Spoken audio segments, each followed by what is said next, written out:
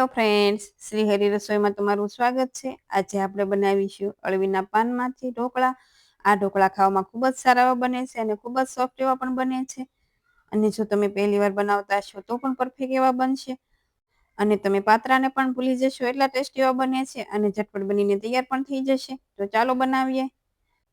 તો એકદમ નવી રીતે અળવીના પાનના ઢોકળા બનાવવા માટે મેં 5 થી 6 અળવીના પાન લીધા છે અને તેને સારા પાણી વોશ કરી આ રીતે કોરા કરી લીધા છે। અને અળવીના પાનની પસંદગી તમારે એકદમ કુમળા હોય એ રીતે લેવાની અને આ રીતે અમુક જાડી નસનો ભાગ હોય તે અલગ કરી લેવાનો। તો આ રીતે આપણે કુમળા એવા પાન લઈશું તો અમુક જાડી નસો હોય તે જ અલગ કરવાની। તો આ જ રીતે તમારે બધા પાનમાં જાડી નસનો ભાગ હોય તે અલગ કરી દેવાનો। તો આ રીતે હવે તેને ફોલ્ડ કરી આપણે કાતરથી એકદમ ઝીણા એવા કટ કરી લઈશું। તો આપણે અળવીના પાનમાંથી તો પાત્રા બનાવતા જ હોઈએ છીએ, પણ જો આ રીતે એક અલગ રીતે તમે ઢોકળા બનાવો છો તો નાનાથી લઈ મોટા બધાને ખૂબ જ ભાવશે અને ખૂબ જ ટેસ્ટી એવા બને છે અને ઝટપટ બનીને તૈયાર પણ થઈ જશે। તો આપણે પાત્રા બનાવીએ ત્યારે તેમાં થોડો સમય વધારે લાગતો હોય છે, પણ આ રીતે આપણે ઢોકળા બનાવીશું તો સમય ઓછો લાગશે અને ખાવામાં પણ ખૂબ જ ટેસ્ટી એવા લાગશે। તો આ રીતે મેં બધા પાનના ટુકડા કરી લીધા છે। તો આ રીતે એકદમ ઝીણા પાનના ટુકડા કરી લેવાના અને હવે સાથે એક બાઉલ લઈ તેમાં 1 કપ ચણાનો લોટ એડ કરીશું, સાથે 1/4 કપ જેટલો સૂજી અથવા રવો એડ કરીશું અને હવે તેમાં સ્વાદ પ્રમાણે નમક એડ કરીશું અને હવે તેમાં ખાટી છાશ એડ કરીશું। તો આ રીતે થોડી થોડી ખાટી છાશ એડ કરતા જશું અને આપણે ઘટ એવું બેટર બનાવીશું। તો જો એકસાથે આપણે છાશ એડ કરી દઈશું તો બેટરમાં લમ્સ થઈ જશે, એટલે આ રીતે થોડી થોડી એડ કરતા જવાનું અને આપણે આ રીતે ઘટ એવું બેટર બનાવી લઈશું। તો હવે તમે જોઈ શકો છો એકદમ સારું ઘટ એવું આપણે આ રીતે બેટર બનાવી લીધું છે અને હવે ઢાંકણ બંધ કરી આપણે તેને અડધા કલાક માટે રેસ્ટ આપીશું। તો અડધા કલાક જેવું થઈ ગયું છે, સૂજી પણ સારી એવી ફૂલી ગઈ છે। તો આપણે જે અળવીના પાનના ટુકડા કરીને રાખ્યા છે તે પણ એડ કરી દઈએ।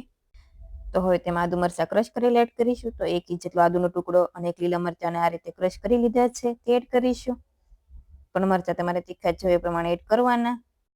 અને હવે તેમાં થોડા મસાલા પણ કરી લઈએ। તો અડધી સ્પૂન લાલ મરચું પાવડર, અડધી સ્પૂન હળદર પાવડર અને સાથે 1 સ્પૂન જેવું ધાણા જીરું પાવડર એડ કરીશું અને હવે તેમાં 1 પિંચ જેટલી હિંગ અને અડધી સ્પૂન શુગર એડ કરી સારી રીતે બધા મસાલાને મિક્સ કરી લઈએ।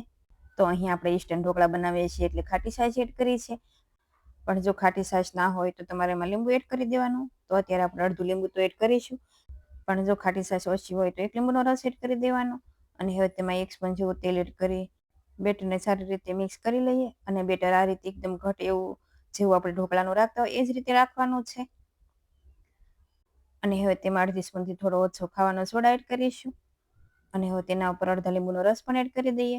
પણ જો તમારે સોડાની જગ્યાએ ઈનો એડ કરવો હોય તો 1 પેકેટ ઈનાનું એડ કરી દેવાનું। તો આ ઢોકળાના બેટરમાં થોડા મસાલા સળિયાતા હશે તો ઢોકળા છે તમારા ખૂબ જ સારા બનશે। જેમ કે એમાં તીખાશ, ગળપણ અને ખટાશ બરાબર હશે તો ઢોકળા ખૂબ જ ટેસ્ટી એવા લાગશે। તો તમારે આને થોડો ટેસ્ટ પણ કરી લેવાનો, જો તમને કંઈ ઓછું લાગે તો તમે એડ પણ કરી શકો। અને હવે આ રીતે સ્ટીમરની પ્લેટ લીધી છે તેમાં થોડું તેલ પણ ગ્રીસ કરી દઈએ, સાથે આપણે તેમાં 2 થી 3 કળશી જેવું બેટર એડ કરીશું અને આ રીતે ડીશમાં ફેલાવી દઈશું અને સાથે મેં સ્ટીમર પણ ગરમ કરવા મૂકી દીધું છે અને તેમાં પાણી પણ ગરમ થઈ ગયું છે। તો આપણે જે બેટરવાળી પ્લેટ છે તે મૂકી દઈએ અને ગેસની ફ્લેમ હાઈ ઉપર રાખી 10 થી 12 મિનિટ જેવું થવા દેવાનું। તો 12 મિનિટ જેવું થઈ ગયું છે, તો આપણે ઢાંકણ ખોલી જોઈ લઈએ તો ઢોકળા એકદમ સારા સ્ટીમ થઈ ગયા છે અને ચપ્પુથી તમે આ રીતે ચેક કરશો એટલે ચપ્પુ પણ એકદમ સારું ક્લીન આવે છે। એટલે આ રીતે ચપ્પુ ક્લીન એવું આવે એટલે આપણા ઢોકળા છે એકદમ પરફેક્ટ એવા સ્ટીમ થઈ ગયા છે।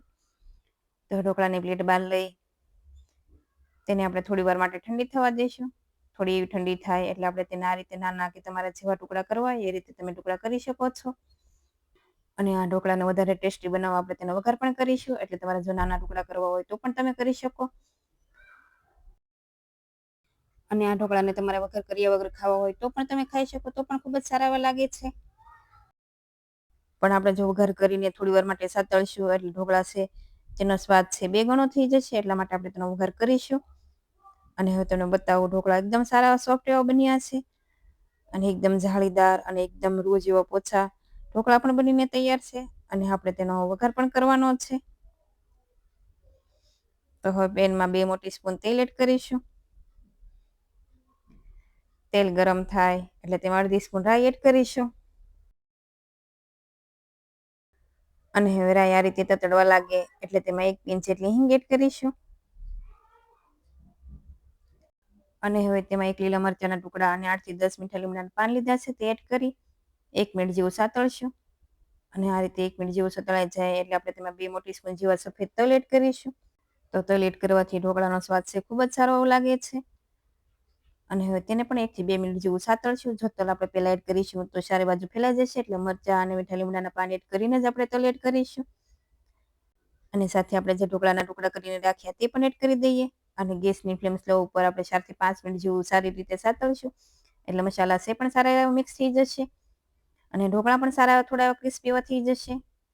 તો આ રીતે 5 મિનિટ જેવું થઈ ગયું છે. ઢોકળા પણ સારા એવા સતળાઈ ગયા છે. તો આપણે ગેસની ફ્લેમ બંધ કરીશું. તો આ ઢોકળા તમે ગરમા ગરમ સર્વ કરો.